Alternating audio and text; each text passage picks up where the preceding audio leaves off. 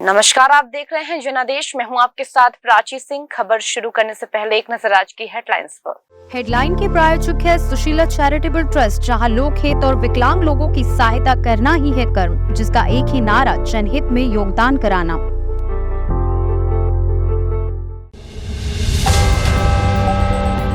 Police का दावा, BJP नेता सना खान का हनी ट्रैप के लिए किया गया इस्तेमाल, पति चलाता था गिरोह। अयोध्या में राम मंदिर के गर्भगृह में कब विराजमान होंगे रामलला, सामने आई तारीख। संस्थानों का नाम बदलने पर भड़के फारूक अब्दुल्ला, पूछा क्या इतिहास से हटा सकते हैं बापू का नाम। अर्शदीप सिंह ने रचा इतिहास, भारत के लिए T20 में ऐसा करने वाले बने पहले तेज गेंदबाज। बीजेपी ने मध्य प्रदेश चुनाव के लिए सेट किया टारगेट, अमित शाह ने बताया पूरा प्लान। चांद पर तिरंगे की दिलचस्प कहानी, 15 साल पहले ही जब इसरो ने रच दिया था इतिहास। अब समाचार विस्तार से।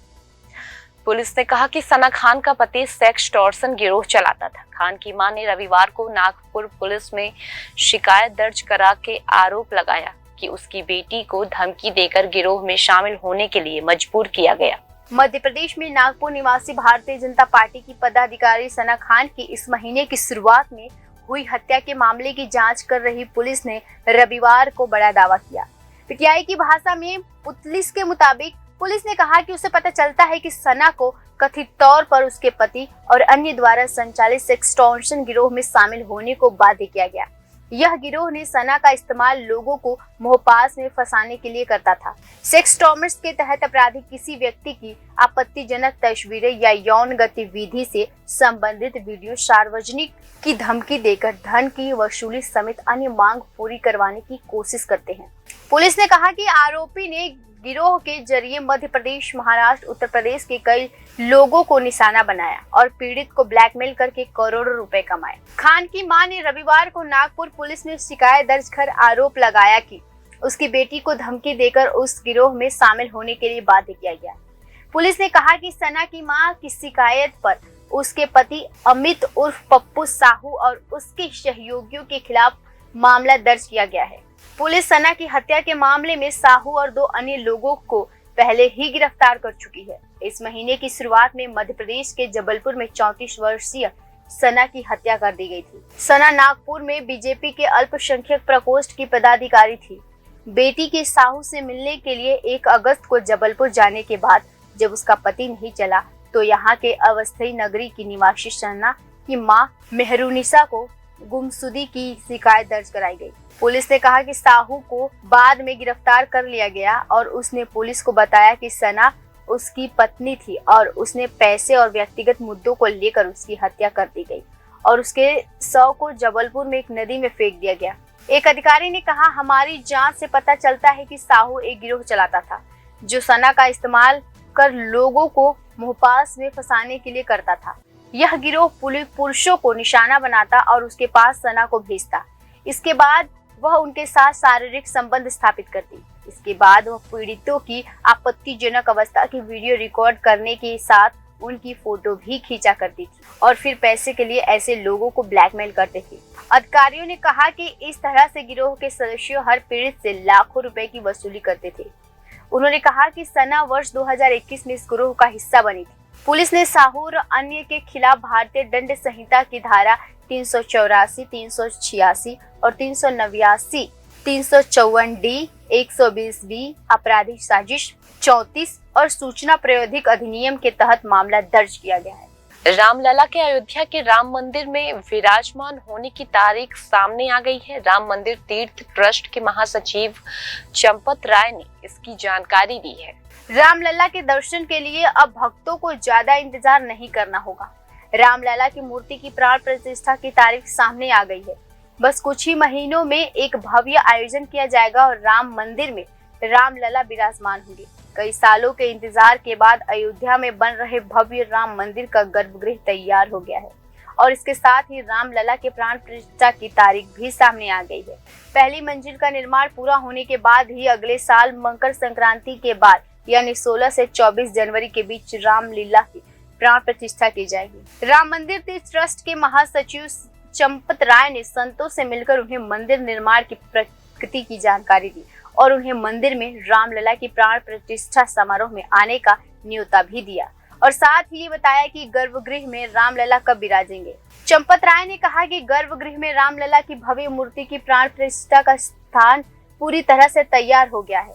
उन्होंने कहा कि 2 मंजिला मंदिर की पहली मंजिल की छत का काम 80% पूरा हो चुका है। मंदिर में भक्तों के दर्शन के साथ साथ उसका निर्माण कार्य भी चलता रहेगा और इससे किसी भी प्रकार की बाधा उत्पन्न नहीं होगी। करोड़ों राम भक्तों का सपना अब पूरा होने वाला है और वर्षों चलते विवाद के बाद रामलला अब अयोध्या में अपने भव्य मंदिर में विराजमान होने वाले हैं। बता दें कि राम मंदिर की सुरक्षा व्यवस्था उत्तर प्रदेश विशेष सुरक्षा बल यानी UPSSF संभालेगी। मंदिर की सुरक्षा में तैनात सुरक्षा कर्मियों के प्रशिक्षण के लिए कैप्सूल कोर्स बनाया जाएगा, जिसमें उन्हें इसकी पूरी ट्रेनिंग दी जाएगी। मुख्यमंत्री योगी आदित्यनाथ ने श्रद्धालुओं और पर्यटकों की सुरक्षा के लिए मद्देनजर से निर्देश भी दिए। सीएम योगी ने सुरक्षा कर्मियों को आवास, ड्रेस और बाकी जरूरी सुविधाएं मुहैया कराने को कहा है। फारूक अब्दुल्ला ने कहा कि नाम तो बदल सकते हैं लेकिन इतिहास कैसे बदलेंगे। इसके अलावा फारूक ने राहुल गांधी के बयान पर भी प्रतिक्रिया दी। नेशनल कॉन्फ्रेंस यानी NC के अध्यक्ष फारूक अब्दुल्ला केंद्र सरकार पर निशाना साधा है। फारूक अब्दुल्ला ने पूछा कि क्या सरकार शेख अब्दुल्ला, जवाहरलाल नेहरू और महात्मा गांधी का नाम इतिहास से हटा सकती है। फारूक ने आगे कहा कि केंद्र सरकार शेख अब्दुल्ला और जवाहरलाल नेहरू के नाम पर रखे गए संस्थान के नाम बदल रही है, लेकिन उन्हें इतिहास से मिटाया नहीं जा सकता। फारूक ने आगे कहा कि वे नाम बदलकर हिस्ट्री नहीं बदल सकते। क्या वे इतिहास से जवाहरलाल नेहरू, शेख मोहम्मद अब्दुल्ला और महात्मा गांधी का नाम हटा सकते हैं? उन्होंने सिलेबस से मुगल शासक का पाठ हटा दिया है, पर वे इतिहास से मुगलों को कैसे मिटाएंगे? फारूक अब्दुल्ला ने आगे कहा कि जब मेरे बच्चे और आपके बच्चे ताजमहल देखेंगे तो पूछेंगे कि इसे किसने बनवाया, वे क्या कहेंगे?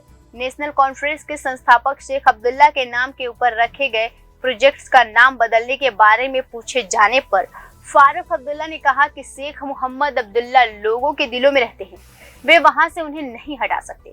बता दें कि फारूक अब्दुल्ला के पिता शेख अब्दुल्ला थे। जम्मू कश्मीर प्रशासन से शेख अब्दुल्ला का लोकप्रिय नाम Sheikh Kashmir international convention centre से हटा दिया है।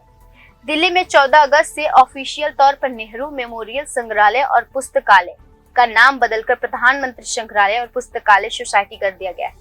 लद्दाख में चीन द्वारा भारतीय जमीन पर कब्जा करने वाले राहुल गांधी के बयान पर फारूक अब्दुल्ला ने कहा, वह जानते हैं कि चीनी हमारी जमीन पर बैठे हैं। आप यह राहुल गांधी से पूछिए। फारूक अब्दुल्ला ने ऐसा कुछ नहीं कहा है। मुझे पता है कि वे हमारी जमीन पर बैठे हैं। अब तक 19 दौर की वार्ता हो चुकी है। वे कब वापस जाएंगे मुझे नहीं पता। टीम इंडिया के लिए अर्शदीप सिंह ने T20 इंटरनेशनल क्रिकेट में एक नया मुकाम हासिल किया है। अर्शदीप सिंह ने अपने शानदार प्रदर्शन की बदौलत 2023 एशिया कप और 2023 वर्ल्ड कप के लिए भी दावेदारी पेश की है। भारतीय क्रिकेट टीम ने तेज गेंदबाज अर्शदीप सिंह ने इतिहास रच दिया है। आयरलैंड के खिलाफ रविवार को खेले गए T20 इंटरनेशनल मैच में अर्शदीप ने एक ऐसा महारिकॉर्ड बना दिया है जिसके लिए दुनिया भर के गेंदबाज तरसते हैं। अर्शदीप सिंह ऐसा करने वाले भारत के पहले गेंदबाज बन गए हैं। आयरलैंड के खिलाफ रविवार को खेले गए दूसरे T20 इंटरनेशनल मैच में अर्शदीप ने कमाल की गेंदबाजी करते हुए 4 ओवर में 29 रन देकर 1 विकेट झटके। अर्शदीप ने इसके साथ ही इतिहास रच दिया। अर्शदीप सिंह अब भारत के लिए T20 इंटरनेशनल परफॉर्मेंस से सबसे तेज 50 विकेट झटकने वाले गेंदबाज बन गए। अर्शदीप ने अपने 33वें T20 इंटरनेशनल मैच में 50 विकेट पूरे कर लिए हैं। अर्शदीप भारत के लिए T20 इंटरनेशनल फॉर्मेट में सबसे तेज 50 विकेट झटकने वाले तेज गेंदबाज बन गए। वहीं ऑलराउंडर रिकॉर्ड की बात करें तो भारत के लिए सबसे तेज 50 T20 इंटरनेशनल विकेट लेने का महारिकॉर्ड chinaman bowler Kuldeep Yadav के नाम दर्ज था। कुलदीप यादव ने अपने 30वीं T20 इंटरनेशनल मैच में 50 विकेट पूरे किए थे। अर्शदीप के नाम फिलहाल 33 T20 इंटरनेशनल मैच में 50 विकेट लेने का रिकॉर्ड दर्ज है। युजवेंद्र चहल ने अपने 34वें T20 इंटरनेशनल मैच में 50 विकेट पूरे करने का रिकॉर्ड बनाया था। जसप्रीत बुमराह ने अपने 41वें टी20 मैच में 50 विकेट पूरे किए थे। भारत के लिए सबसे ज्यादा टी20 इंटरनेशनल विकेट लेने का महारिकॉर्ड युजवेंद्र चहल के नाम दर्ज है। युजवेंद्र चहल ने अभी तक भारत के लिए सबसे ज्यादा 96 टी20 इंटरनेशनल विकेट झटके हैं। तेज गेंदबाज भुवनेश्वर कुमार ने टी20 इंटरनेशनल 90 विकेट तो जसप्रीत बुमराह ने 74 विकेट हासिल किए हैं। अमित शाह ने बीजेपी कार्यकर्ताओं को एमपी विधानसभा चुनाव में जीत के लिए मंत्र दिया। इसके साथ ही अमित शाह ने कार्यकर्ताओं को बताया कि कितने सीटों को जीतने का लक्ष्य है। मध्य प्रदेश में इसी साल विधानसभा चुनाव होने हैं। बीजेपी और कांग्रेस समेत तमाम पार्टी चुनाव की तैयारियों में जुड़ी हुई है। इस बीच केंद्रीय गृह मंत्री अमित शाह ने बीजेपी के लिए विधानसभा सीटें जीतने का टारगेट सेट कर दिया है। अमित शाह ने कहा कि आगामी विधानसभा चुनाव में हमें 150 से ज्यादा सीटें जीतकर कांग्रेस को हराना होगा। इसके साथ ही अमित शाह ने पार्टी के नए सदस्यों अभियान शुरू करने के लिए कहा। शाह बोले कि बीजेपी का विजय अभियान अभी समाप्त नहीं हुआ है। जिस दिन तक पूरे विश्व भारत माता के जयकार नहीं लगाएगा, उस दिन तक यह लक्ष्य पूरा नहीं होगा। मध्य प्रदेश की पार्टी वर्कर चुनाव जीतने के लिए बने हैं, क्योंकि जीत आपका स्वभाव है, आपका पराक्रम है और जीत ही आपका लक्ष्य है। हमें लक्ष्य को पाने के लिए सामूहिक प्रयास करना होगा। अमित शाह ने कहा कि मध्य प्रदेश में सबसे अधिक चुनाव जीतने का रिकॉर्ड है। पंचायत से लेकर जिला और विधानसभा इलेक्शन जीतने का एक्सपीरियंस है। 2019 के लोकसभा चुनाव में 29 में से 28 सीट जीतने वाले कार्यकर्ता मेरे सामने हैं। संकल्प लीजिए कि लोकसभा चुनाव 2024 में इस बार सबसे पहले छिंदवाड़ा की सीट पर जीत हासिल करके विजय संकल्प अभियान की शुरुआत करेंगे। अगर इस संकल्प को हमें पूरा करना है तो 2023 के विधानसभा चुनाव में 150 से ज्यादा सीटें जीतकर बीजेपी का भगवा एक बार फिर मध्य प्रदेश में लहराना होगा। केंद्रीय गृह मंत्री अमित शाह ने कहा कि हम जीत के अधिकारी हैं, हमें इलेक्शन लड़ना और लड़ना आता है। हमें एमपी में 150 विधानसभा सीटें जीतने के लिए इलेक्शन लड़ना है। इतना बड़ा चुनाव है तो सिर्फ जोश से ही नहीं, होश से ही काम लेना पड़ेगा। वोटर लिस्ट के हर पेज के 50% अधिक वोट हासिल करने के लिए चुनाव लड़ना है। इसके अलावा गृह मंत्री अमित शाह ने परिवारवाद पर एक बार फिर करारा प्रहार करते हुए विरोधियों पर जमकर हमला बोला। गृह मंत्री ने परिवारवाद को राजनीति को जहर कहा और बोले कि इसमें नियंत्रण सिर्फ एक परिवार के पास होता है। उन्होंने कहा कि योग्यता के आधार पर टिकट दिए जाएंगे। चंद्रयान 3 इसरो के मून मिशन का तीसरा चरण है। चांद की सतह पर लैंडिंग के लिए विक्रम लैंडर पूरी तरह तैयार है। इन सब के बीच चंद्रयान 1 मिशन के बारे में भी समझना जरूरी है। जब भारत की आन बान शान तिरंगा चांद पर स्थापित हो गया। चांद की सतह के काफी करीब भारत का चंद्रयान 3 पहुंच चुका है। इसरो के मुताबिक चंद्रयान 3 सॉफ्ट लैंडिंग करने में कामयाब होगा। हालांकि 19 अगस्त को एक बुरी खबर तब आई जब रूस का लूना 25 लैंडिंग से पहले चांद की सतह से टकरा गया। लूना 25 की नाकामी ने 2019 में चंद्रयान 2 की याद दिला दी। लेकिन यहाँ हम एक ऐसे मिशन की बात करेंगे जब भारत ने 2008 में चंद्रयान मिशन को लॉन्च किया था। उससे पहले एक चांद का रहस्य अमेरिका, रूस, जापान और यूरोपियन मुल्क कामयाब रहे थे। भारत का चंद्रयान 3 चांद की सतह पर 2008 में तो नहीं उतरा, लेकिन चांद तक तिरंगा पहुंचाने में कामयाब हो गया। 14 नवंबर 2008 में वो दिन था। वैसे तो वातावरण में ठंड ने पांव पसार लिया था, लेकिन इसरो के दफ्तर में सरगर्मी तेज थी। माहौल में गर्मी और उत्तेजना दोनों थी। उसके पीछे की वजह जान हैरान रह जाएंगे। इसरो ने स्पेसक्राफ्ट को गिराने का फैसला किया था। 8 दिन बाद यानी 22 नवंबर 2008 को अपने स्पेसक्राफ्ट चांद की सतह पर गिराया। भारत के उस मून मिशन को चंद्रयान 1 नाम दिया गया था। उस स्पेसक्राफ्ट को चांद की सतह पर पानी की खोज की और ऐसा करने वाला 5वां देश बन गया।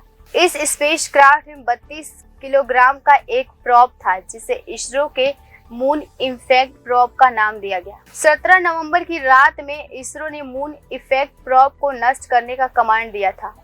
जिस समय कमांड दिया गया था उस वक्त यह प्रोब चांद की सतह से 100 किलोमीटर की ऊंचाई पर चक्कर लगा रहा था। धीरे धीरे प्रोब चांद की कक्षा से निकलकर सतह पर पहुंचने की शुरुआत कर चुका था। प्रोब की रफ्तार को धीमा करने का काम इसरो के इंजीनियर सावधानी के साथ कर रहे थे। इस प्रोब के अंदर वीडियो इमेजिंग सिस्टम एक रडार, अल्टीमीटर और मास स्पेक्ट्रोमीटर ने, जिसके जरिए चांद के सतह के बारे में जानकारी हासिल की जानी थी। चांद के करीब पहुंचते हुए प्रोब ने अपना काम शुरू कर दिया था। हालांकि सतह के बेहद करीब मुसीबतों का सामना करना पड़ा और कठिनाई लैंडिंग हुई। चांद की सतह पर प्रोब पहुंच तो गया, लेकिन हादसे की वजह से दुनिया भर में यह संदेश गया कि भारत का पहला मून मिशन नाकाम रहा। लेकिन बात ऐसी नहीं थी। चंद्रयान 3 में प्रोब की वजह से चांद के बारे में छोटी छोटी जानकारी मिली और उसका फायदा चंद्रयान 2 और चंद्रयान 3 मिशन को होगा। यही नहीं, इस मिशन के जरिए ये भी पता चला कि चांद के बारे में जो कल्पना की गई, चंद्रमा ठीक वैसा नहीं है। सबसे बड़ी बात यह रही कि प्रोब के ऊपर बना तिरंगा चांद पर स्थापित हो गया है। फिलहाल के लिए खबरों में सिर्फ इतना ही। आगे खबरों में बने रहने के लिए देखते रहिए जनादेश।